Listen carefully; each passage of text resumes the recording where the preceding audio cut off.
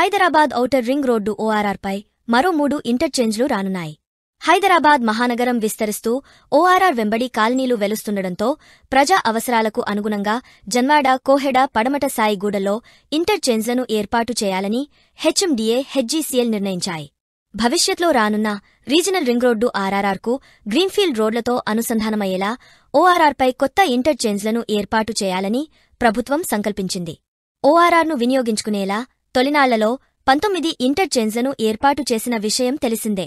వీటి ద్వారానే వాహనదారులు నిర్ణీత ప్రదేశాల్లో ఓఆర్ఆర్పైకి వెళ్లడం, దిగడం చేస్తుంటారు. నగరం విస్తరిస్తుండటంతో అవసరాలకు అనుగుణంగా ప్రభుత్వం చర్యలు తీసుకుంది.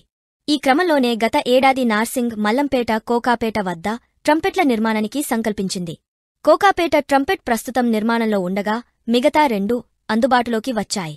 నార్సింగ్ ట్రంపెట్ ద్వారా గండిపేట, నార్సింగ్ పరిసర ప్రాంతాల వారు ఓఆర్ఆర్ను సులభంగా వినియోగించుకునేలా వెసులుబాటు కలిగింది. అలాగే మల్లంపేట ట్రంపెట్ వల్ల నిజాంపేట, బాచుపల్లి, మల్లంపేట, బౌరంపేట వాసులు ఓఆర్ఆర్ను వినియోగించుకోగలుగుతున్నారు. కోకాపేట ట్రంపెట్ పనులు మాత్రం ఇంకా కొనసాగుతున్నాయి.